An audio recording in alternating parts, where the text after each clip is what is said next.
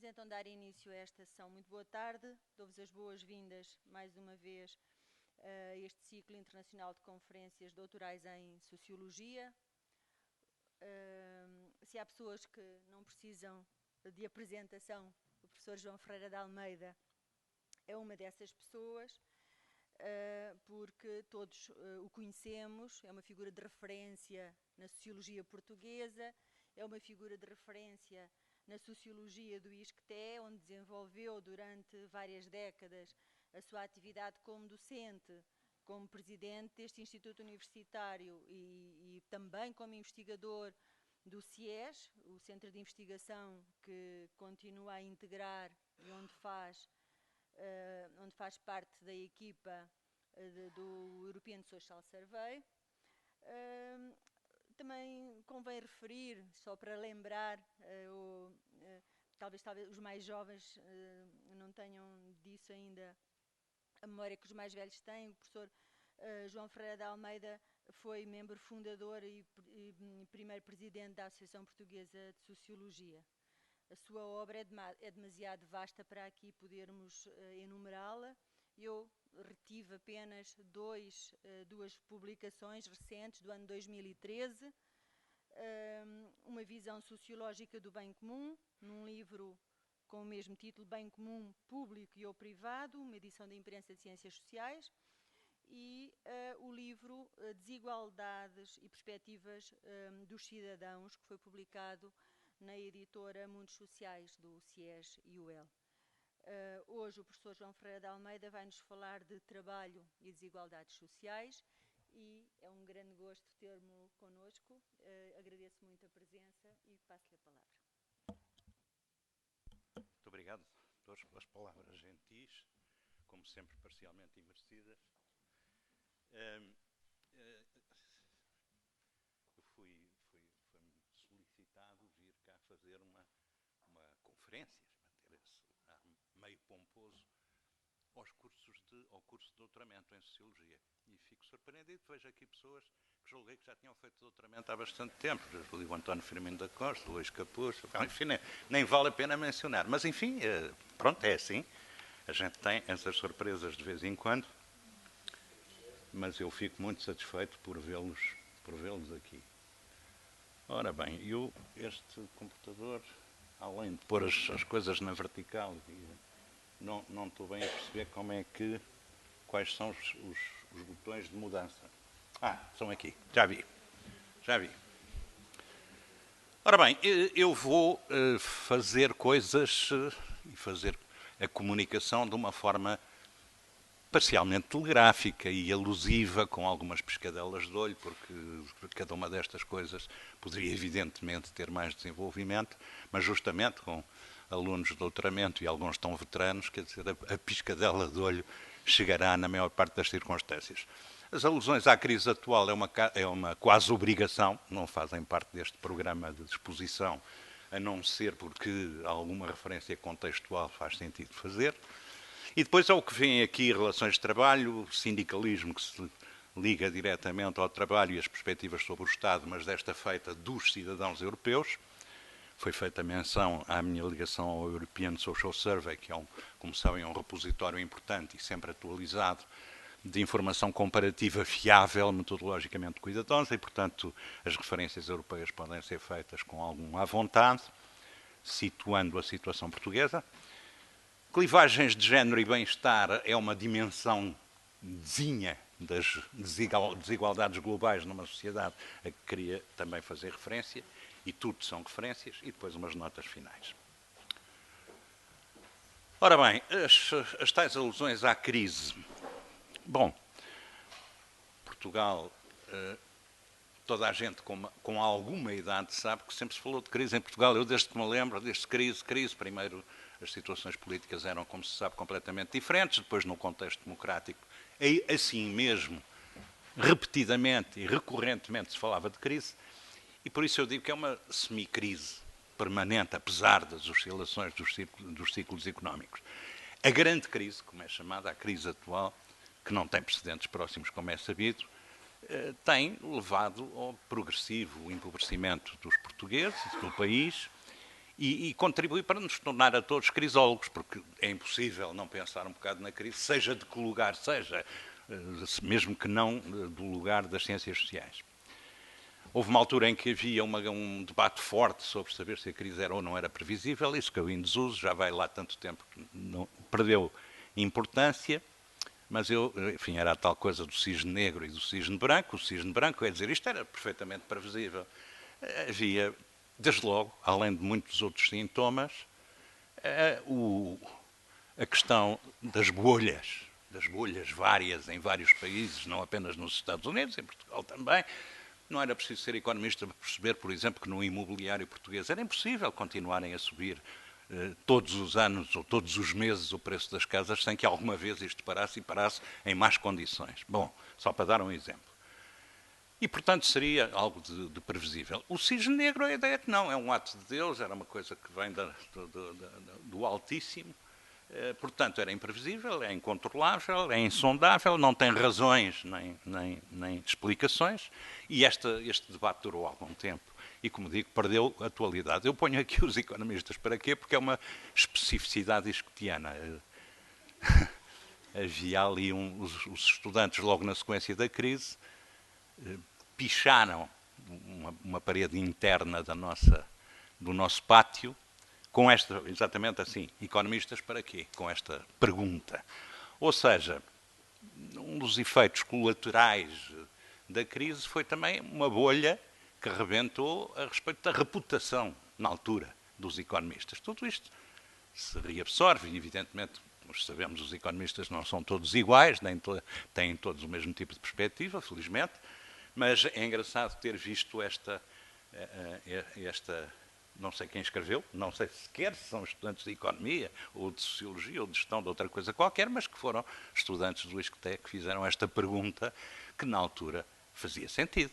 Bom, então se a gente, uma coisa que vem aí com esta violência e com esta veemência, ninguém dá conta de que vai acontecer, há uma outra exceção a nível mundial, bom, isto convoca a responsabilidade das ciências sociais, como é evidente. Quer dizer, de qualquer maneira, a crise está aí, tem durado, é debatida todos os dias à sociedade, em particular em sede política, e o que se tem verificado são impotências políticas nacionais e europeias que reforçam ainda mais a responsabilidade, digamos assim, das ciências sociais neste contexto, de tentar interpretar e de tentar, eventualmente, indiretamente, porque é disso que se trata, intervir numa situação deste tipo. Bom, como sabem, as nossas sociedades são chamadas sociedades de informação e conhecimento, é uma das inúmeras designações reservadas à contemporaneidade moderna, digamos assim, e acertadamente, embora muitas outras designações, e os sociólogos têm aí uma particular responsabilidade porque inventaram algumas dessas designações, o único demérito que têm é poderem pretender resolver tudo com a síntese. Não resolvem, evidentemente, tudo, chamam a atenção para um dos aspectos da sociedade pós-industrial, sociedade de risco, etc. Por aí fora, toda a gente conhece essas várias designações. Ora bem, mas associado a isto, houve um pouco a ideia de que a ciência tinha uma posição relevante, tinha e tem uma posição relevante na dimensão social e económica das sociedades, mas isto é uma coisa muito antiga. Eu só ponho aqui o Marx, que é um senhor de barbas do século XIX, que já ouviram falar, falava da ciência como força produtiva, numa altura em que, sim, isso era pouco, não seria tão claro como hoje é. É evidente que a ciência e a tecnologia estão no coração das nossas sociedades. Bom, 30 gloriosos anos, olhamos para eles à distância, não regressam mais, do meu ponto de vista, esse crescimento amável, digamos, relativamente amável, sempre tem sido acelerado. Mas esses fatores homogeneizantes não tornam as sociedades homogeneizadas, nem para o bem, nem para o mal.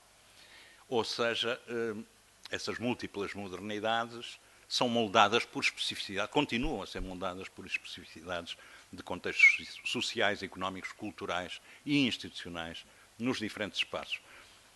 As desigualdades, há exemplos disto evidentes, quer dizer, se quiserem, a própria Comissão Europeia sabe que não conseguiu ainda produzir, ou por muito que faça discursos autoabonatórios, nenhuma espécie de coesão entre países que eles são relativamente homogéneos pela sua história e pelo seu desenvolvimento. Quanto mais se pensarmos nas desigualdades num plano planetário, que são evidentes, e alguns dizem, em alguns aspectos, é verdade, que até se têm aprofundado.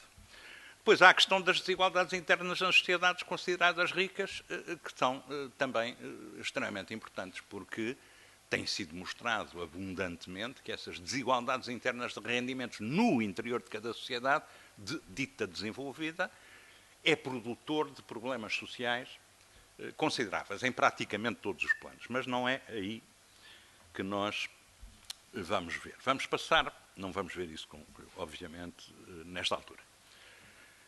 Vamos passar para as relações de trabalho. As relações de trabalho podem ser analisadas de múltiplos pontos de vista. E, evidentemente, por exemplo, a questão que eu foco aqui da qualidade do trabalho pode suscitar muitos diversos indicadores, que todos eles são razoáveis para tentar devolver o que é isso da qualidade do trabalho. O European Social Survey retém 5. A vantagem que tem é que permite, primeiro são potáveis, não são exclusivos, mas são potáveis. E depois permite comparar 2004 com 2010, o que já é uma fase, enfim, em que a crise se tinha mostrado, embora não tenha sido bem interiorizada pelos europeus, como se pode mostrar. Bom, oportunidades de formação.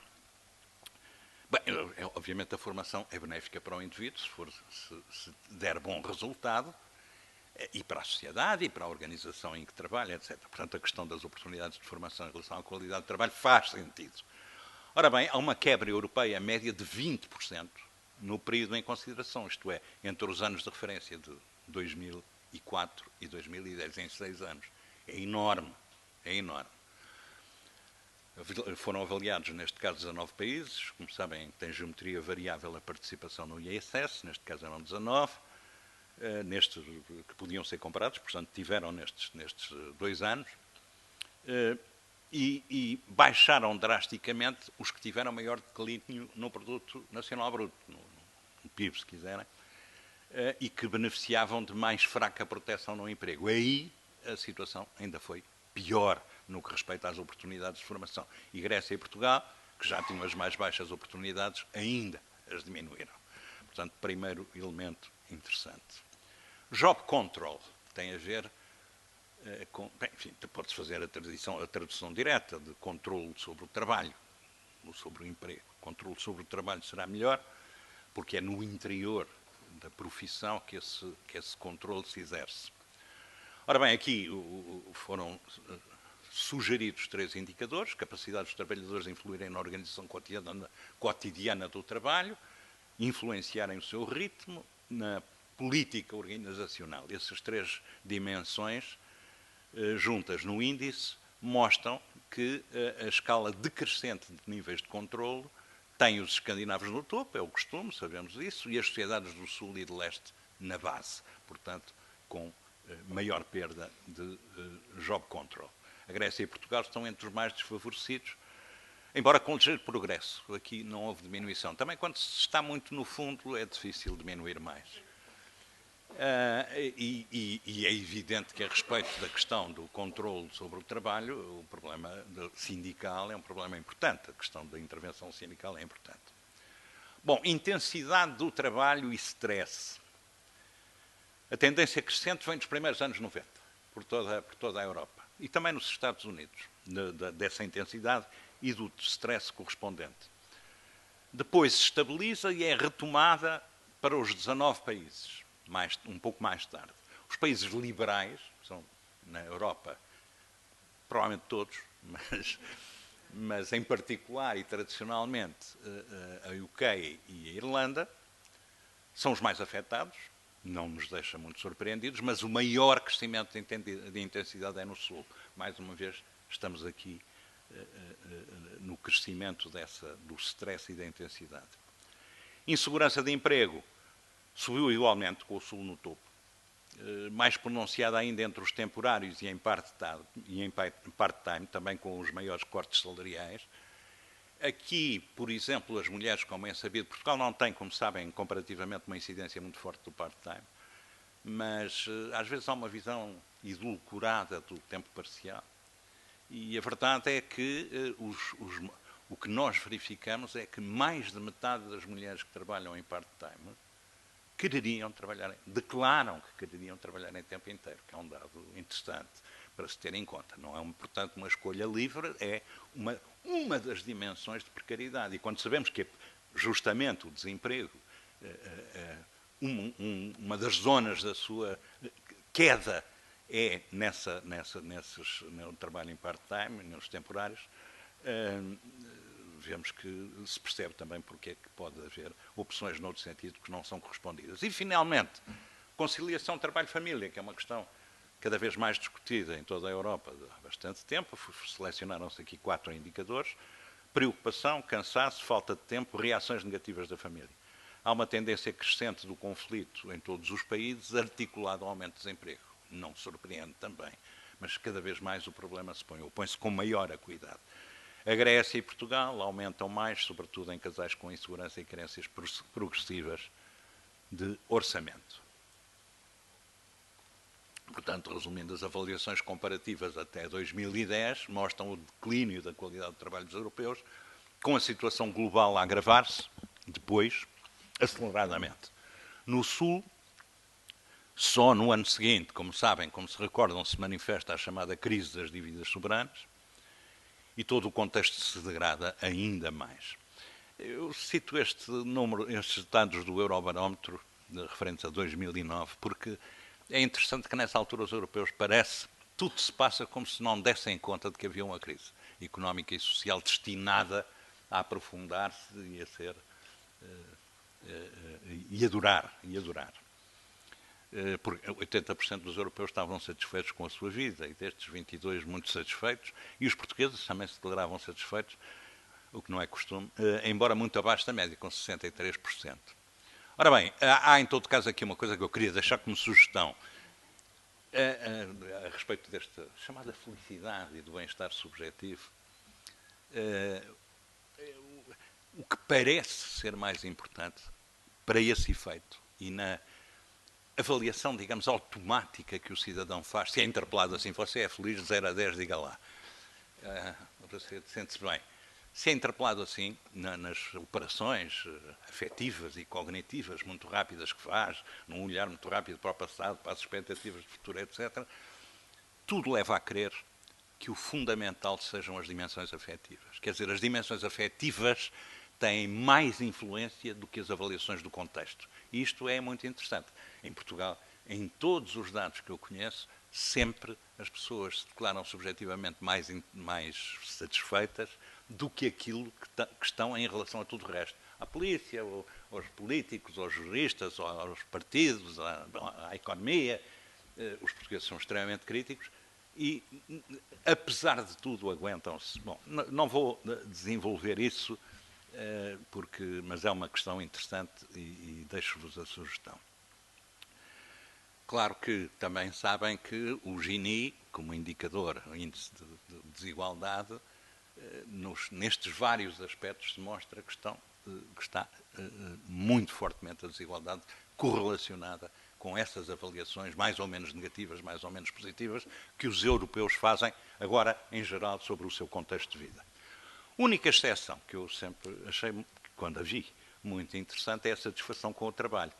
Em 2005, no Eurobarómetro, confirmada em 2007 num inquérito a 8 países, Quality of Life in a Changing Europe, Portugal ficava em segundo lugar. Quer dizer, contributos para explicar isto. Pergunta. Bom, distribuição do rendimento, satisfação com o trabalho, a curva normalmente é esta, vai dos escandinavos para o centro da Europa e mergulha no leste e no sul, isso é normal em todas estas coisas, aqui não vou apresentar muitas. Aqui há, em todo caso, também, muito claramente, 2 outliers, o Reino Unido e Portugal. O Reino Unido e Portugal, como sabem, são dos países mais desiguais. Agora, enfim, os novos países, alguns dos novos países de leste, também estão nesse patamar. ou perto dele, mas o Reino Unido e Portugal, dos países tradicionais europeus, são dos mais desiguais. E, no entanto, nesta história da satisfação com o trabalho, Portugal, por exemplo, está acima de 17 outros países europeus. Um bocadinho surpreendente. Bom, eu procurei algumas indicações que pudessem, não digo responder, porque, como sabem, nas sociedades não há causas únicas, há contributos de várias causas para explicar os fenómenos. E aqui é a questão de uma pergunta sobre a mudança de emprego. Em que medida para si é fácil ou difícil arranjar noutro empregador um trabalho tão bom ou melhor do que tem? E também, isto sempre perguntado aos assalariados, e agora diga lá, o seu patrão conseguia, se você saísse, substituí-lo com facilidade? Ora bem, há aqui a zona da esquerda, em que estão justamente os escandinavos e também o Reino Unido, depois há uma zona intermédia, a Alemanha tem um hiato significativo, mas depois o hiato mais significativo é ali para a zona da direita, em que, por exemplo, Portugal mostra que os assalariados consideram que é muito mais fácil para um patrão substituí-lo do que ele próprio arranjar um emprego, caso tivesse de sair. Isto era assim em 2004. Eu queria que fossem dando conta destas situações. Deixem-me fazer aqui, eu sempre faço isto, porque são depois, a maior parte das pessoas sabem o que é que isto quer dizer. É uma sociografia das classes no plano europeu, não se trata agora de discutir isso. Era só para relembrar que nós costumamos usar 5 ou 6, neste caso uso 6 classes, das quais empresários e dirigentes, profissionais técnicos e de enquadramento e empresários e empregados executantes, e profissionais liberais são as classes com mais recursos, embora não do mesmo tipo, e depois empregados executantes, trabalhadores independentes e operários são as classes com menos recursos.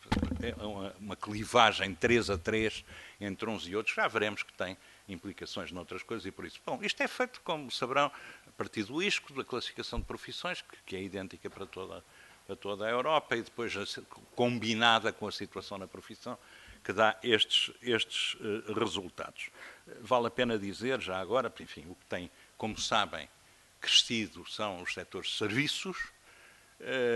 Atualmente, os últimos dados que existem mostram que em Portugal, no primário, há 6,4% de cidadãos a trabalhar, que, quando eram 50% nos anos 50 do século passado, como saberão. Do século passado. Depois, na indústria, que está em queda, mas em queda lenta, mais lenta, na maior parte dos países, em Portugal e também nos países do leste, são agora 28,7%, e o terciário tem 65%. Para quem diga que o terciário está a plafoner, que é natural que já não possa subir muito mais. Mas, de qualquer maneira, essa não é a linguagem das classes, mas confirma esta evolução, este plasmar sociográfico que aqui vos proponho. Ora bem, agora passamos para um campo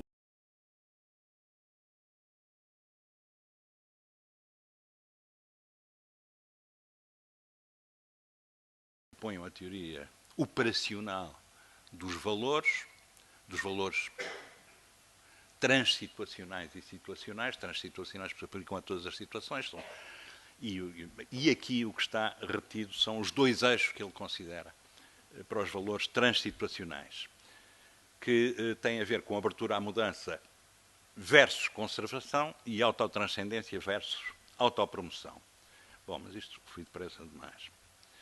Ora bem, o que é interessante ver aqui é que do lugar da abertura à mudança, que é os quadrantes da direita, não nos interessa agora a vertical, interessa-nos a horizontal, as classes com mais recursos estão do lugar da abertura à mudança, as classes com menos recursos estão do lugar da conservação.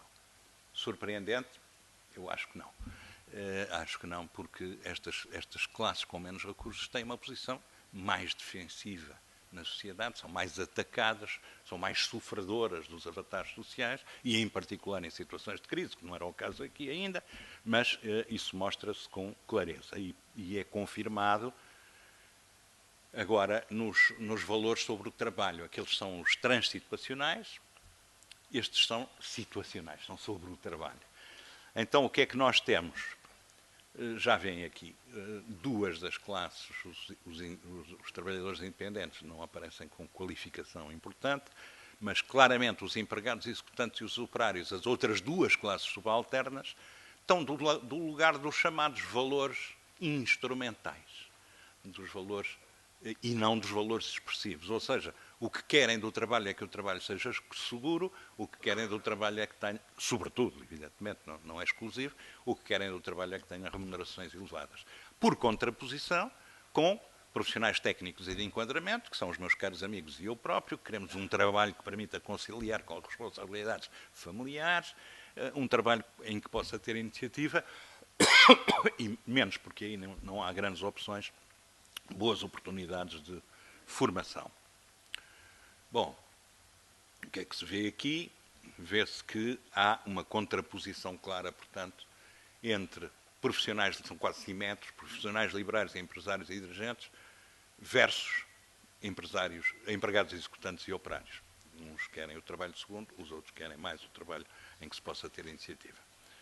Bom, os tais eixos que eu resumi, as três classes com menores recursos estão no lugar da conservação, que implica posições globalmente defensivas, e confirmam a atitude que tínhamos visto, num plano completamente diferente, sobre a tal eventual mudança de emprego. Quem é que tem mais facilidade em resolver o problema?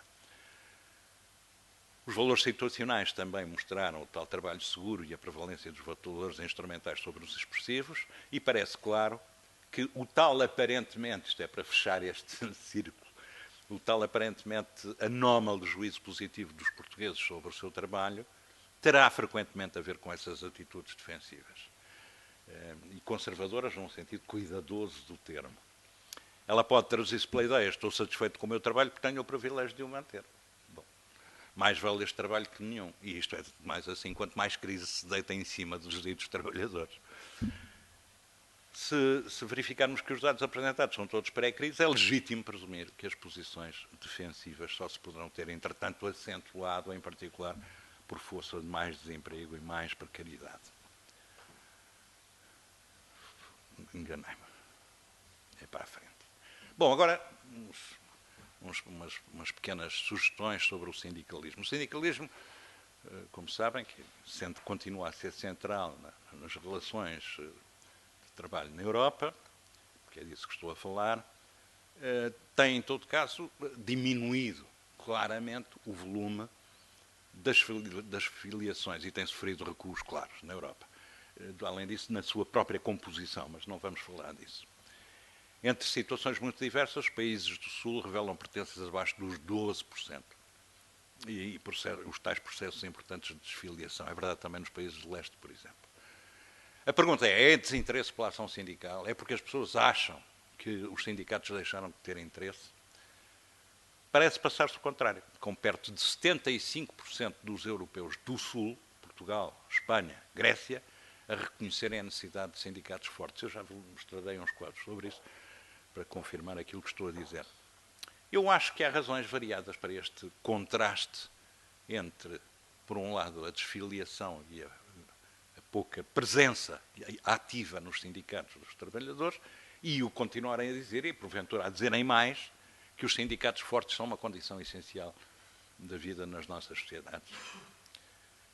Entre essas razões, que são muitas, fragilidades e impotências em tempos de crise e pressões dissuasoras, sabemos do que estamos a falar, dificuldades organizativas internas, fracionamentos profissionais, impreparação do movimento para lidar com os novos dados da globalização e a relativa invisibilidade e distância de alguns dos interlocutores, que deixaram de estar próximos, como eram na altura dos velhos patrões da indústria do século XIX, por exemplo, em Portugal.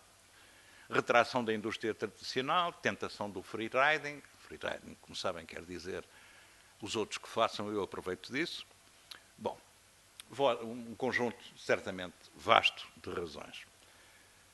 Também as posições assumidas sobre a intervenção do Estado na economia são, talvez, contraintuitivas, porque contrastam com o discurso político e mediático dominante. 84% dos portugueses queriam, em 2004, medidas contra a desigualdade, com média europeia de 68, mesmo assim bastante alta. Em 2012 ainda se reforçam tais posições, como veremos. Vale também a pena olhar para as diferenças etárias de classe e de género nestas matérias. Então, vemos mais uns quadrozinhos. Os trabalhadores precisam de sindicatos fortes. Basta olhar para aqui para ver que as discordâncias são marginais. Aqui estão os clusters de países que têm normalmente posições próximas, mais próximas uns dos outros do que os outros clusters. Mas em todos os casos, são marginais as discordâncias em relação à questão da necessidade dos sindicatos fortes. Precisam de sindicatos fortes que o defendam agora por classe e sexo. Bem, também não é surpreendente que os homens... Bem, isso pode ser ou não surpreendente. Agora que as classes com mais recursos, apesar de tudo, achem menos do que as classes com menos recursos a necessidade dos tais sindicatos fortes. Vêm cá embaixo, por exemplo, os operários com 80 e tal por cento. É esmagador. Isto é a Europa. É o conjunto da Europa. E é de 2002.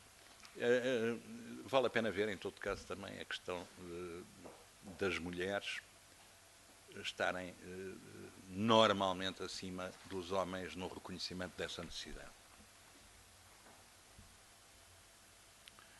As mulheres estão mais de acordo que os homens com a afirmação de que os trabalhadores precisam de sindicatos fortes. A concordância também aumenta nas classes com menor capital económico e cultural. Bom, o governo devia tomar medidas para reduzir as diferenças de rendimentos. Aí olhem para Portugal em 2004. 84%. É maciço, portanto. Isto é uma aproximação indiretíssima e sumária ao célebre Estado Social. Como é que as pessoas... Há muitos outros indicadores que mostram que os europeus, de uma forma global, e com algumas diferenças nas classes, mas de uma forma global, estão de acordo sobre a necessidade de manter ou até de aprofundar o Estado Social. Agora, temos aqui uns quadros, resumo, digamos assim, com perguntas diferentes, mas esta pergunta, quanto menos o Governo intervier na economia, melhor será para o país, ainda por cima formulada pela positiva e correspondendo a um estereótipo das chamadas posições neoliberais, é capaz de ser um bocadinho contraintuitivo, apesar de tudo, que a maior parte discorde. Não acham que o Governo deva ser o tal... O Governo, quem diz o Estado nesse sentido, o Estado mínimo, a questão do Estado mínimo, não interventor na economia. A maior parte das pessoas não estão de acordo com isso e vêem também a divisão por classes. E então, quando se fala da necessidade de tomar medidas para reduzir as diferenças de rendimento, bom, isso então, aí, mais uma vez com uma diferença de classes, sendo que as classes com menos recursos são mais a favor dessas medidas, não há qualquer dúvida sobre o caráter maciço destas posições. Bom, mas isto era 2002, neste caso 2002, lá vai muito tempo. 10 anos depois, pergunta. Isto é um bocadinho confuso, não vale a pena tentarem destrinçar, mas estes são os últimos dados da última aplicação do European Social Survey, e o que interessa aqui mostrar, está aí Portugal com essa setinha, o que interessa mostrar é que é importante para a democracia que o Governo proteja todos os cidadãos da pobreza. Sim, é importante, dizem. Por exemplo, mais uma vez aqui há diferenças entre os países, como é normal, mas se olharem para isto, estamos a falar, aqui é de 0 a 10, e estamos a falar de 90% dos cidadãos portugueses, com alguma diferença entre as classes, a dizer sim, é importante para a democracia que os cidadãos sejam protegidos da pobreza. E aqui é importante para a democracia que o Governo tome medidas para reduzir as diferenças nos níveis de rendimentos, isto é que é muito próximo da pergunta anterior. A mesma coisa, quer dizer, estamos na zona média dos 90% a responderem positivamente a esta questão. E isto é 2012, já é também claramente pós-crise, portanto, a ideia é que se terá até aprofundado essa posição global. dos europeus e dos portugueses. Bom, a intervenção do governo e papel dos sindicatos por escalão etário é interessante ver também, porque os setores mais jovens ainda são mais a favor da intervenção. Em particular, se quiserem ver o azul, por exemplo, são os trabalhadores, os sindicatos fortes, para seguirmos na linha em que estávamos. São mais as mulheres e são mais os jovens a dizer que sim, senhor, que são precisos os sindicatos fortes. Como se diz que os jovens são promessa de futuro, talvez se possa também tirar alguma conclusão daí, porque também não é inteiramente na linha, é parcialmente contraintuitivo. Os jovens hoje estão mais distanciados dessas questões e tal. Bom, é duvidoso. Um quarto e último ponto, que tem a ver com as tais clivagens de género e bem-estar. Temos de fazer outra vez uma excursão pelos valores transsituacionais do Schwartz. Em 2008, as mulheres europeias de todas as classes optam mais pela autotranscendência, na tal contraposição com a autopromoção, que a autotranscendência tem a ver com isto, como saberão, se tem alguma familiaridade com a proposta do Schwartz, com ajudar os outros, com a igualdade, preocupação com a igualdade, com a justiça, por contraste com os homens que estão mais perto da autopromoção, ou seja, ambição, autoridade, riqueza, afirmação pessoal. Outra clivagem clara, depois mostro os quadros, outra clivagem clara se revela no slide seguinte, este era o primeiro, vai ser o primeiro a apresentar. Quanto ao bem-estar declarado, confirma-se a esperável distinção entre as classes com maiores e menores recursos. As com maiores recursos sentem-se melhor, como é normal, seria estranho que não fosse assim, mas os setores operários estão em posição particularmente negativa, como verão. Distinguem-se, por outro lado, mulheres e homens. Aquelas sistematicamente com menor bem-estar subjetivo declarado do que os seus contrapartes da mesma classe.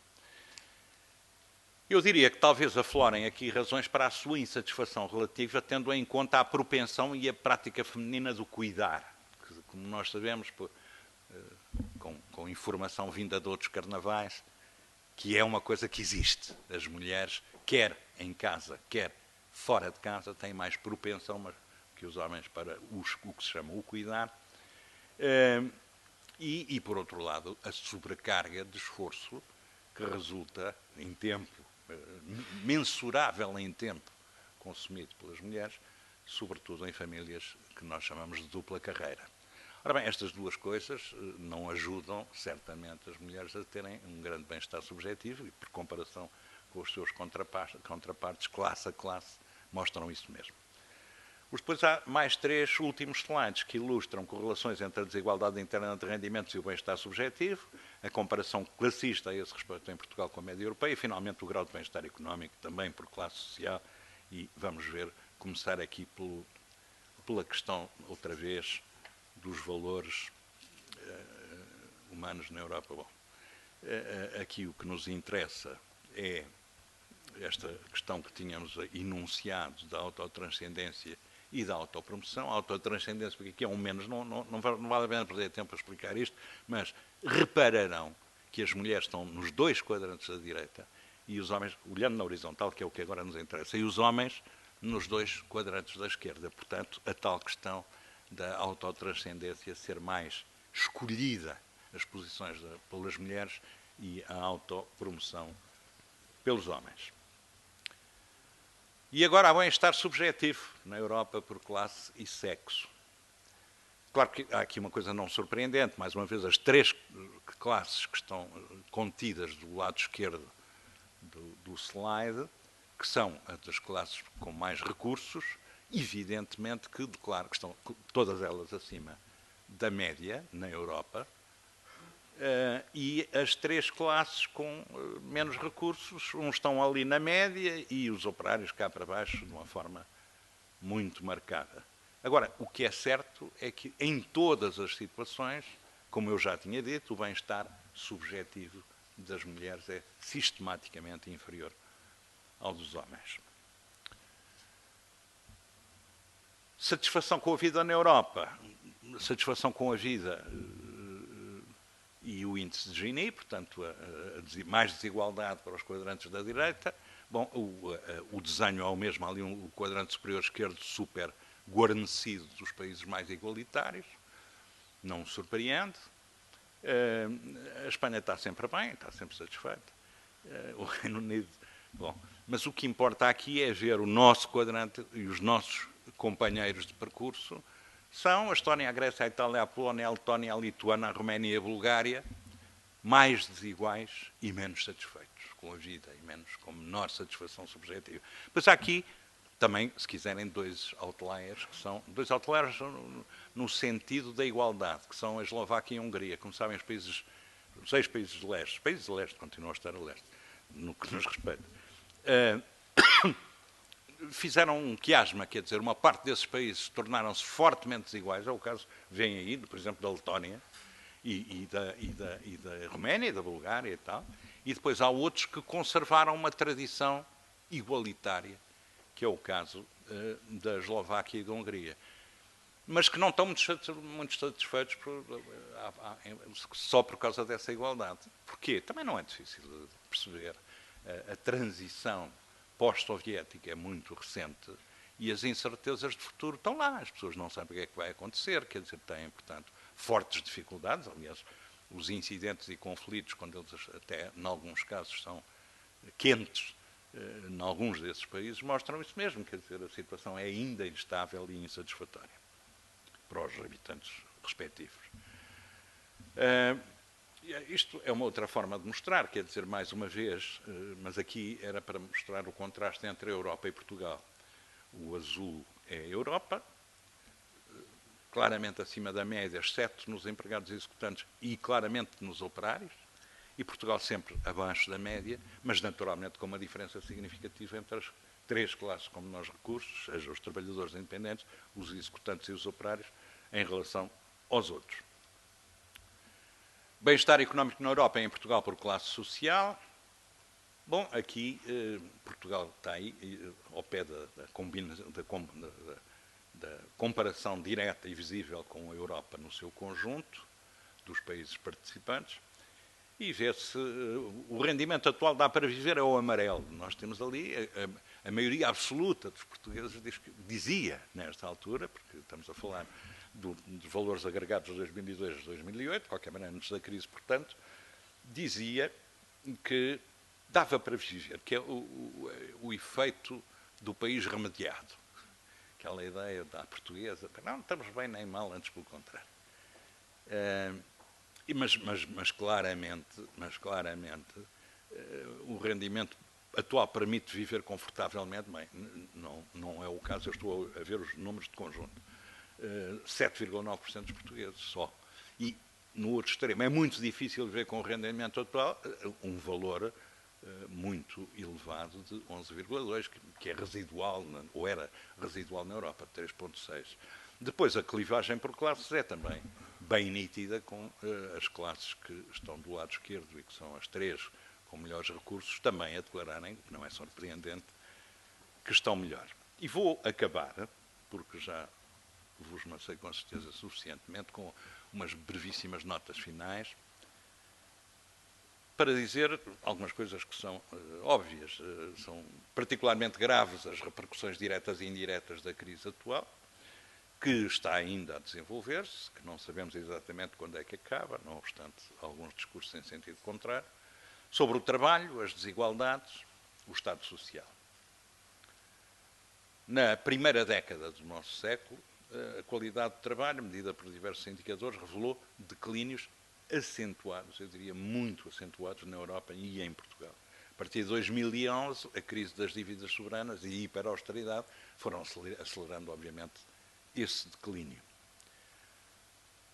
Uma coisa que vos tinha dito, e que não posso evidentemente mostrar-vos aqui, mas acreditarão em mim, é que os portugueses têm mostrado forte desagrado em relação a todas as dimensões a todas as dimensões mensuráveis dos seus contextos de vida, económicas, políticas, institucionais, revelando também baixos níveis de bem-estar e falta de confiança nos outros, que é, segundo aquela velha terminologia consagrada do Granovetter, the strength of weak ties, a força dos laços fracos, neste caso a fraqueza dos laços fracos, ou seja, uma forte desconfiança dos portugueses em relação aos estranhos, a quem não está dentro dos amigos e da família, porque isso são os laços fortes.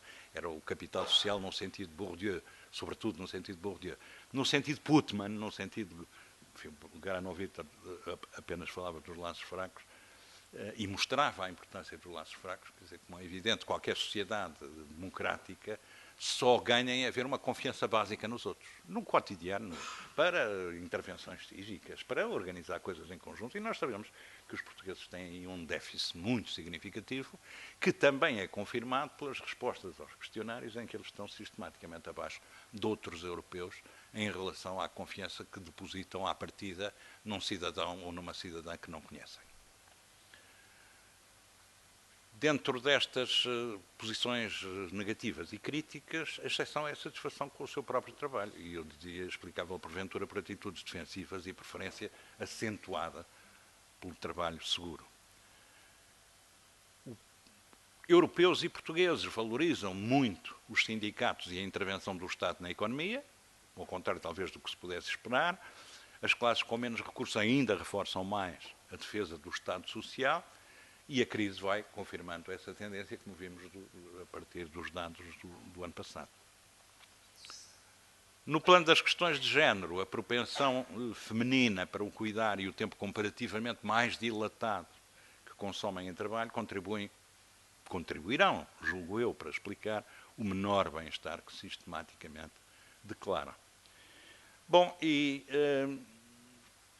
são verificáveis em todas estas áreas em que é possível ter elementos quantificados, correlações entre desigualdade interna de rendimento nos chamados países ricos, nos quais, com ironia e sem ela, ou sem ela, ainda nos incluímos, correlação entre as desigualdades internas, dizia eu, e a incidência de problemas na sociedade, problemas de várias ordem, vasto conjunto de problemas sociais. Esses problemas e os patamares baixos de bem-estar repercutem-se, como é normal, mais acentuadamente ainda nas classes subalternas, que por seu lado também sofrem mais duramente os efeitos da crise. E ficava por aqui.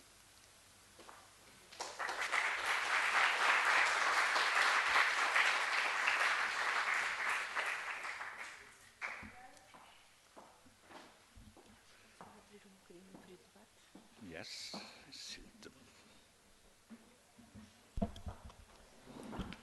Vamos agora então dar a oportunidade à assistência de colocar questões. Vamos iniciar o debate. Aceitam-se inscrições para questões. Sim, senhor. Acho que precisamos do microfone, só um instante.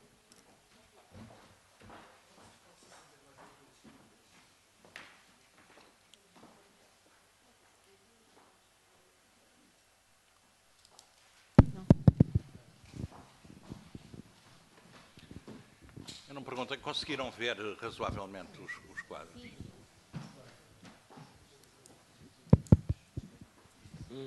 Posso fazer a pergunta? Se for possível. Boa tarde, eu sou o Pedro, sou do primeiro ano da licenciatura de História Moderna e Contemporânea, aqui no ISCTE, e a minha pergunta era a seguinte.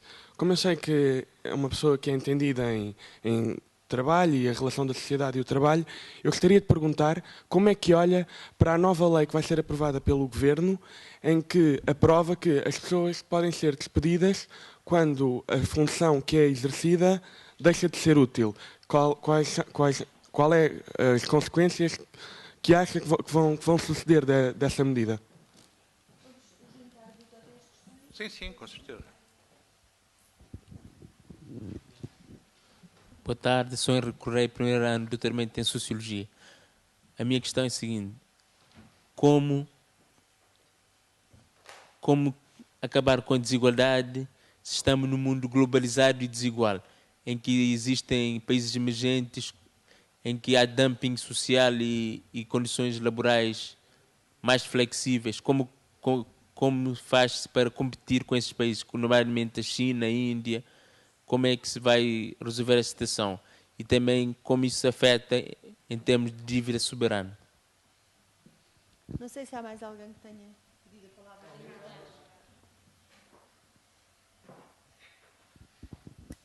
Boa tarde. Eu queria perguntar se considera que lhe parece haver uma contradição entre os valores que as pessoas professam relativamente ao papel do Estado na economia e, por outro lado, o comportamento político revelado nas últimas eleições e nas sondagens. Se existe alguma contradição entre aquilo que aparentemente preferem que seja o papel do Estado e depois o tipo de governos que se tem sucedido e o que parece estar acontecendo no que diz respeito, por exemplo, aos fracos valores do PS, por exemplo, nas sondagens, e se tem alguma explicação para essa contradição, caso acho que exista.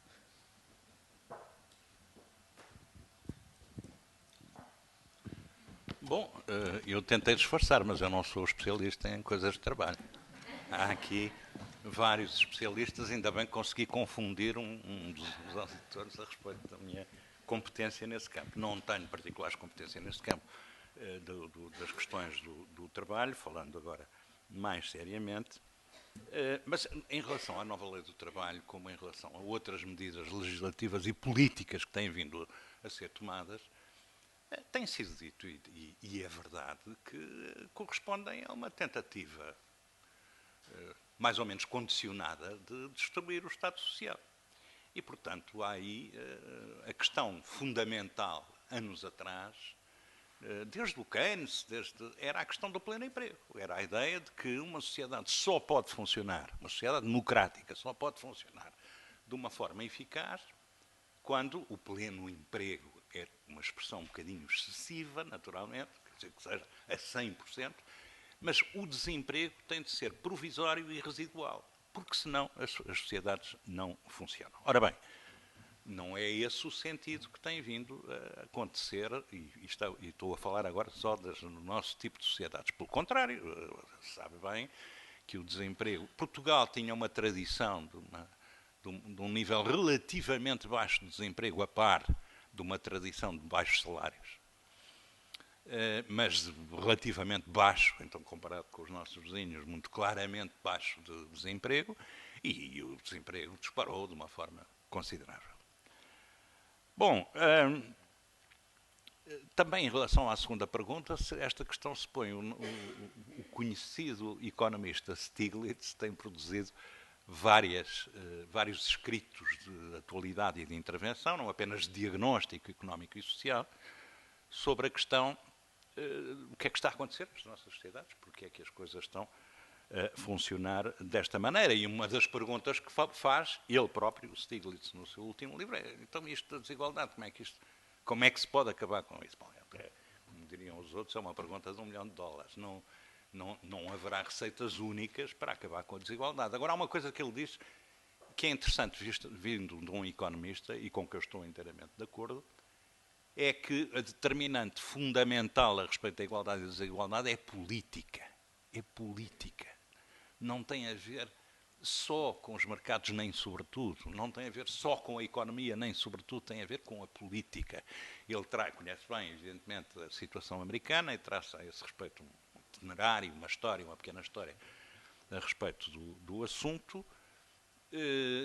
Não conhecerá tão bem, evidentemente, outros países, mas como teve posições de controle em instâncias internacionais relevantes, tem, evidentemente, uma noção de conjunto a esse respeito, e essa conclusão, que a intervenção política é o determinante fundamental, é uma que eu partilho e que, certamente, meus caros colegas também poderão eventualmente partilhar. Ele mostra, por exemplo, em relação aos Estados Unidos, a evolução pós-Reagan, Europa, o fenómeno de Thatcher é bem conhecido, os tais 30 gloriosos já foram embora há muito tempo, vocês não podem, uma parte nem podem recordar, mas nós ainda temos alguma noção do que aconteceu até aos anos 60, basicamente do século passado, e a desagregação que a partir daí, com altos e baixos, com ciclos naturalmente, se foi produzindo.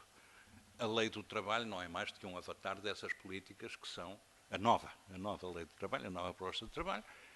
Tem a ver, mais uma vez, com a ideia neoliberal de que as pessoas podem ser despedidas e que, se esforçarem, encontram outro trabalho, que baixar os salários é uma boa coisa porque se consegue emprego à custa da baixa dos salários e até dos atraso até dos despedimentos. E, portanto, a célebre flexibilização do mercado de trabalho, que é, aparentemente, as últimas notícias dizem que a Troika insiste que é preciso continuar a flexibilizar o trabalho em Portugal, que é realmente, a meu ver, extraordinário, como se fosse essa a questão e como se isso fosse uma coisa em si mesma positiva. Portanto, respostas como acabar com a desigualdade, não estou em condições de dizer como. Posso dizer também uma outra coisa, em todo caso, a esse respeito. Os instrumentos analíticos para analisar as desigualdades no plano mundial são instrumentos completamente diferentes daqueles que nós podemos utilizar no interior de um país, seja ele um país emergente, seja ele um país da chamada, do setor, chamado, como se chamava antigamente, do primeiro mundo. São instrumentos diferentes. A grande questão, penso eu, em relação ao que se chamou e chama a sociologia do desenvolvimento, a economia do desenvolvimento, os estudos de desenvolvimento, para não dar uma conotação diretamente disciplinar a esses estudos, é que têm sido, no plano macro, um fracasso quase integral. As pessoas têm que voltar, sistematicamente voltam, se têm consciência desse fracasso, voltam sistematicamente ao blackboard para fazer outro desenho. Em contrapartida, há experiências e trabalhos feitos in loco, no plano micro ou meso, que são extremamente relevantes.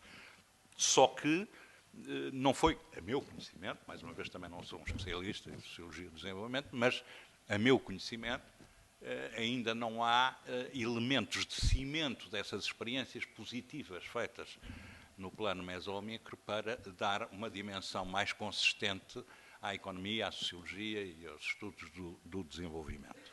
Repito, são, em todo caso, instrumentos completamente diferentes destes que nós temos aqui. E destes que nós temos aqui, para analisar cada um dos países ricos, bom, eu não tenho dúvidas que, de facto, a questão do Estado Social é absolutamente vital nas suas várias dimensões, naquilo que tem a ver com a política a respeito do trabalho, mas que tem a ver com, enfim, com muitas outras dimensões do Estado Social e com a possibilidade ou impossibilidade de fazer uma coisa que é tentar não empobrecer os cidadãos. Tentar não empobrecer. Fazer o contrário do que está a ser feito, na minha opinião, mas isso já será um problema de opinião. A sua pergunta era em relação à contradição entre as posições, se eu percebi, entre as posições dos cidadãos em geral e as políticas efetivas que os Estados levam para a frente. Era isto? Não, pois, mas isso já é uma sequência, pois claro. Porque é que mais uma vez, é uma pergunta muito difícil, porque é difícil, enfim, eu vou fazer aqui uma declaração, talvez não vos tenha escapado implícita, eu sou de esquerda, pronto, isto fica dito, e provavelmente toda a gente de esquerda terá alguma surpresa em relação a tentar perceber como é que setores muito significativos da sociedade, que são setores sacrificados, são setores, se quiserem usar o termo, subalternos da sociedade, votam contra aquilo que nós achamos que são os seus interesses. Que é a questão que está a pôr. Como é que é possível? Ou tem a ver com a questão que está a pôr. Como é que é possível que, de facto, se prolongue uma situação em que certas políticas manifestamente são negativas em relação à sociedade no seu conjunto, mas claramente em relação, particularmente a certos setores, e depois uma parte significativa desses setores continua a votar, a simplificar, com direita e esquerda, porque isto tinha de ser mais explicitado, mas, enfim, em termos aproximativos, continua a votar à direita. Há, evidentemente, mais uma vez, uma pluralidade muito grande de fatores, que tem a ver com as ideologias, com o funcionamento do simbólico, que tem a ver, no fundo, com a convicção dos cidadãos, mas também tem a ver com uma questão recentemente, não é recente a questão em si, mas se tem acentuado, que é o afastamento, a exclusão da política de um conjunto muito vasto de cidadãos. Eu posso lhe dizer, porque há evidência também empírica nesse caso, há perguntas feitas aos europeus a respeito do que eles acham que é a sua competência política. No fundo, a pergunta, não é no fundo, a pergunta é feita assim. A política é muito difícil de interpretar, é assim, você percebe o que é que se passa na política. Bom, é impressionante o grau, o conjunto de gente que diz que não, a política não é compreensível. Não é dizer que se acredita na política, ou que os políticos são corruptos, ou que não sei o quê. Não é. É dizer, eu sou a autodeclaração de incompetência, ou se quiser, de iliteracia política. E, curiosamente, quem é que diz mais isto em classes sociais? O que é que acha?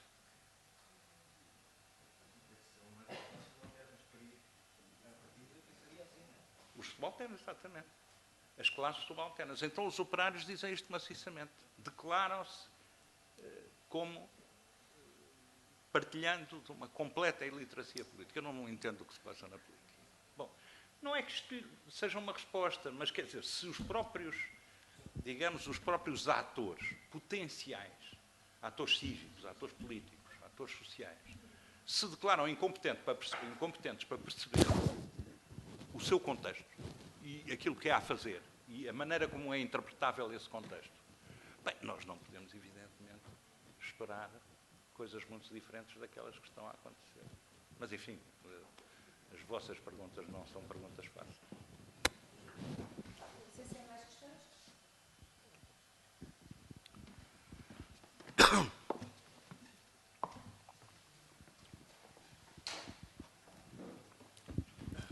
Então, boa noite, muito obrigado. Sou Leão de Pina, sou doutorando em Sociologia. A minha questão é sobre será possível, pelo menos pensarmos ou cogitarmos, que os valores são herdados, portanto tem digamos, uma espécie de herança de longa duração, porque, pelo menos nas ciências sociais brasileiras, pronto, estudei no Brasil, tenho essas influências. Alguns autores lá renomados ou que fizeram de alguma maneira a escola sociológica brasileira, por exemplo, como Sérgio Buarque de Holanda, naquela obra dele, Raízes do Brasil, ou, por exemplo, Os Donos de Poder, uma obra de Raimundo Faoro, ou mesmo os textos de Roberto da Mata, autorizam que há uma espécie de herança ibérica persistente na cultura brasileira, e eventualmente noutros países, por exemplo, como é o caso do meu país, Cabo Verde, porque eles, portanto, no fundo, eles acabam por sugerir uma espécie de autonomia da esfera cultural em relação a contextos económicos e políticos. Portanto, sugerem que o Brasil, não obstante todas as mudanças, etc., ainda lá predominariam valores sendo valores autoritários, valores mais hierárquicos, advindos de alguma maneira de uma espécie de herança cultural ibérica. Daí que, por exemplo, um Sérgio Buarque de Holanda, ele tenha sugerido que a cordialidade brasileira não seria propriamente valores muito afins ou correlacionados positivamente com a democracia, mas seria apenas uma expressão de uma espécie de cultura não moderna ou cultura muito emocional, onde predominaria mais o tipo de ação racional, ação emocional weberiana, mais do que ação racional, e que isto impediria uma espécie de modernização dos valores no Brasil. No contexto cabo-verdiano, por exemplo, não obstante o Cabo Verde não ter passado por este itinerário europeu, não temos, digamos, não tivemos um Estado social, etc. Por exemplo, não obstante aquela cultura de Morabeza, de que os cabo-verdianos gostam de usar como emblema identitário, uma cultura de abertura ao outro, à diferença, etc., a confiança interpessoal ainda é baixíssima. Os dados da Afrobarómetro mostram que, por exemplo, em Cabo Verde, os cabo-verdianos dizem não confiar nos outros cabo-verdianos, nos concidadãos. Portanto, isto mais de 97%. Portanto, geralmente, quando essas questões que entram nesse tipo de pesquisas, os cabo-verdianos dizem não confiar nos outros cabo-verdianos. Isto apesar, portanto, no fundo, o índice de desconfiança interpessoal é altíssimo e o índice de confiança interpessoal é baixíssimo. Em contextos que tiveram, inclusive, melhorias económicas, estabilidade política, etc. Portanto, a minha questão é se isto faz algum sentido pensarmos ou concordarmos, ou se há espaço para concordarmos com esses autores ou essa tendência que por exemplo, vem da sociologia brasileira. Mas, entretanto, também convinha dizer que há outras abordagens mais atuais na ciência política e na sociologia brasileira. Por exemplo, os textos de José Álvaro Moisés, que é de São Paulo, que demonstram que, não obstante todas essas interpretações, a cultura brasileira ou a cultura política brasileira teria passado por mudanças significativas do ponto de vista da assunção dos valores democráticos, etc. Muito obrigado. Está bem. Pois, a questão dos valores é uma questão de uma grande importância e de uma grande complexidade. O plano simbólico tem certamente alguma autonomia em relação às dimensões económicas e às dimensões políticas e sociais. Eu tomo valores no sentido de preferências organizadas, dotadas de alguma durabilidade. Preferências, sistemas de preferências dos indivíduos, dos grupos, em relação a vários pontos de aplicação, variados. Bom, a questão da duração é, em todo caso, uma questão empírica. Saber se há inércias, transmissões, heranças culturais e até que ponto é que elas perduram, naturalmente que há heranças culturais. Naturalmente que a configuração do modo de funcionamento dos povos é uma configuração que tem alguma duração no tempo, ela também, e que isso tem a ver com a chamada socialização. Não é por acaso que a gente fala em sociologia na socialização como um elemento básico de estruturação das sociedades. E tem a ver com isso, com essa transmissão de valores, de preferências, etc. Mas, repito, o que dura e não dura é uma questão empírica. Não é uma questão que se possa definir de uma vez por todas. Eu queria dar-lhe um exemplo já agora da situação portuguesa. A nossa sociedade, nos anos 50, era uma sociedade camponesa, como todos sabemos e já se tinha referido de raspão. Era uma sociedade católica, para fazer uma referência a uma grande referência simbólica, conservadora, globalmente conservadora, ainda por cima. Essa conservação era mantida estrategicamente por um regime autoritário que vivia dessa conservação e que, portanto, não estava interessado em mudanças nenhumas de valores na sociedade portuguesa. Por outro lado, sendo uma sociedade camponesa, o que era característico dos camponeses no passado e ainda hoje é algum conservadorismo que tem a ver com um certo sentido da propriedade, que tem a ver também, por exemplo, com uma secular, para falar de longo prazo, uma secular desconfiança do Estado. O que era o Estado? O Estado eram os senhores que iam lá buscar uns impostos e que não ajudavam em coisa nenhuma, não havia nem simulacros de Estado Social. Portanto, os camponeses, os trabalhadores da terra, nesses tempos, e estamos a falar já da modernidade, estamos a falar da Idade Média, estavam dependentes de si próprios. A própria organização da família era completamente diferente da família moderna, porque o cidadão camponês, se não tinha muitos filhos, não tinha quem trabalhasse na sua leira. E se não tinha muitos filhos, não tinha quem tomasse conta dele quando ficasse velho e incapaz de prover ao seu próprio sustento. Lógicas sociais e económicas ligadas às lógicas valorativas e de valores e simbólicas. Bom, essas coisas são de longo prazo, demoraram algum tempo. Pode-se esperar que o transtorno das situações económicas e políticas tenha ocorrido e ainda haja arrastamentos dos valores anteriores. Por exemplo, os sistemas de poupança. As sociedades camponesas, embora pouco monetarizadas, eram evidentemente sociedades de poupança. Para além disso, dos filhos como assistência social futura e elementos de trabalho, também era preciso ter o célebre dinheirito debaixo, pouco que fosse, debaixo do colchão, porque as alheias da natureza estavam permanentemente presentes com tudo o que comportavam de incerteza e de dificuldade eventual. Bom, quando é que as coisas mudam? Quando é que a sociedade portuguesa deixa de ser uma sociedade camponesa? Numa certa altura deixa de ser. Isto é, os processos sociais e económicos, que já não são processos nem quantitativa nem qualitativamente, fundamentalmente dinamizados pela lógica camponesa, pela lógica da agricultura, acabam por dar rapidamente, às vezes de uma forma extremamente rápida, passar para o outro extremo. Já ninguém poupa. Eu tenho... isto não é preciso fazer o raciocínio em voz alta, mas eu vou ter uma reforma, portanto, o dinheiro que ganho posso gastá-lo. Bom, outro aspecto dos valores, aqueles que têm a ver com os chamados valores fraturantes na sociedade portuguesa. Bom, a alteração é rapidíssima, aqui como em Espanha. As tais sociedades conservadoras, católicas, de repente votam a favor da interrupção voluntária de gravidez, dizem que sim senhor, casamentos homossexuais. Bem, isto era impensável 30 anos antes.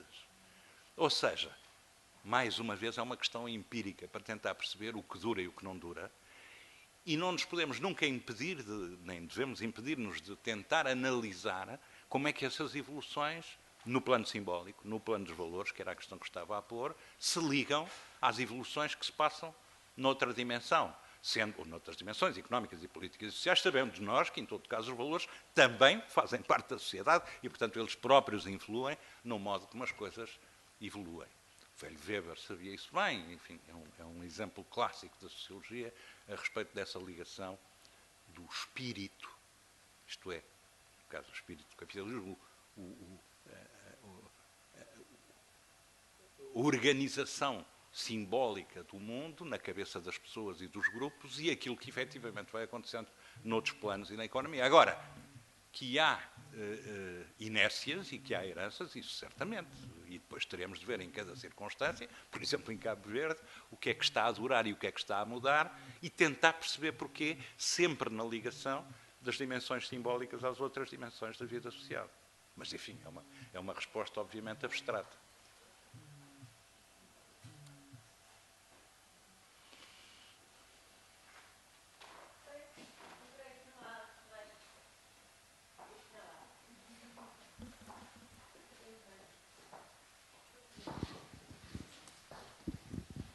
Boa tarde, Wanda Pacheco, futura aluna de doutoramento, se for aceita.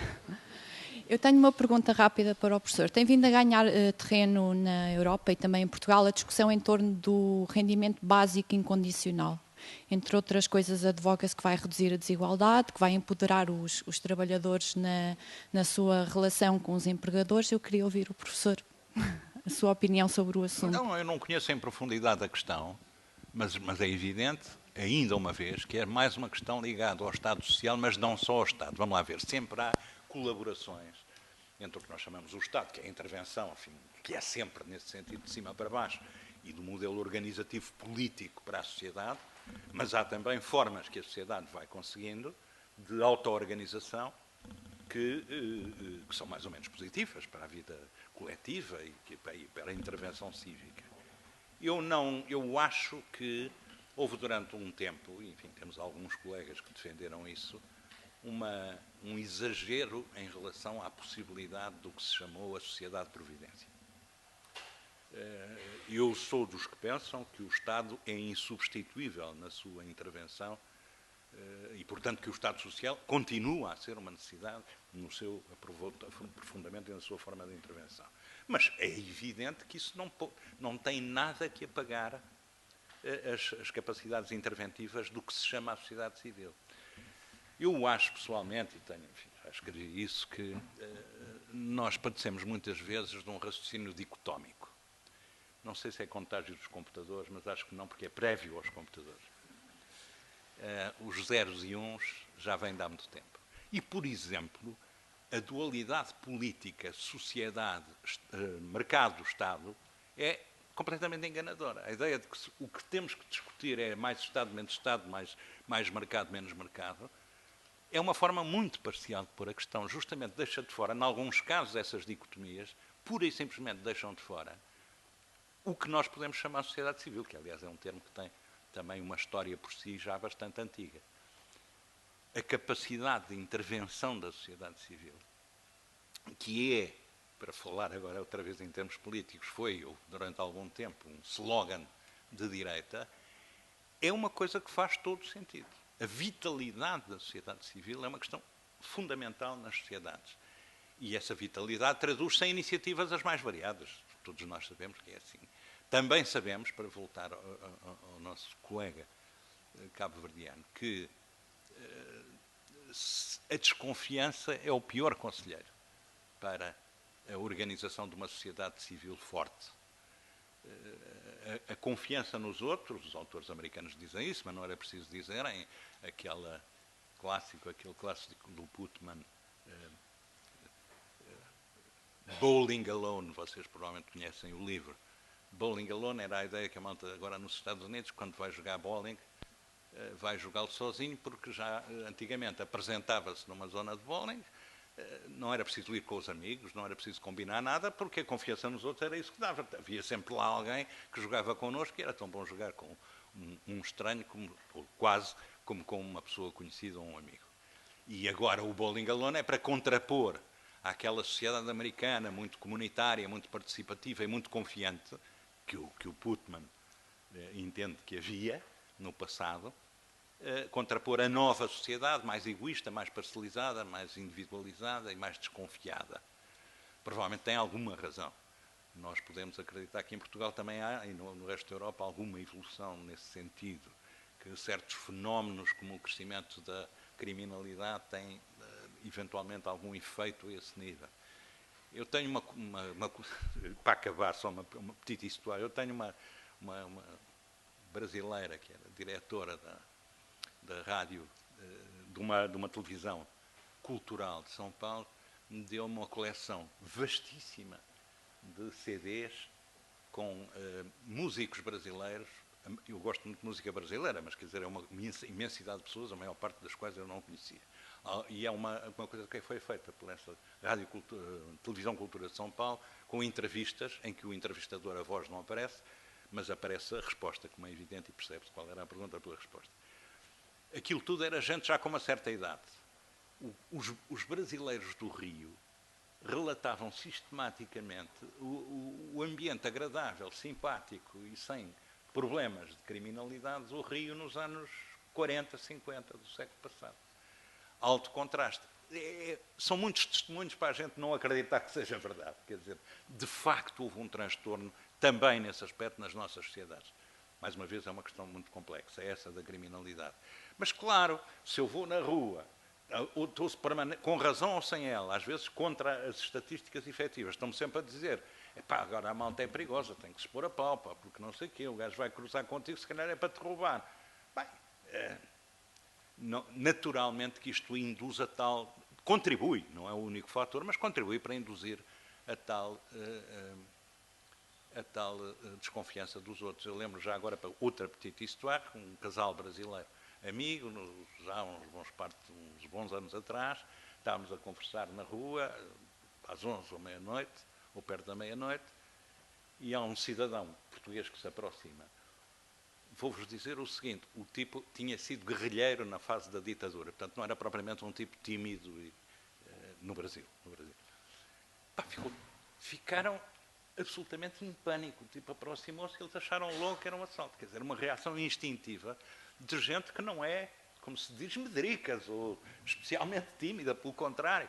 Mas a primeira ideia, e a nós não nos ocorria, sequer que fosse isso, eu queria pedir não sei o quê, uma indicação qualquer, mas porque era à noite, era um tipo que se dirigia com um ar deliberado para nós, eles ficaram. Isto tem mudado, isso tem mudado, mas o que eu queria voltar a dizer, que é o importante, é que, de facto, boa parte da vitalidade da sociedade civil tem a ver com essa força dos laços fracos, com essa capacidade de uma confiança de partida. Enquanto ninguém me fez mal, eu não vou suspeitar que me querem assaltar, quer dizer, e isto significa que ficaria muito mais facilitado, ficaria mais facilitada a própria participação cívica numa sociedade se essa atitude fosse generalizada.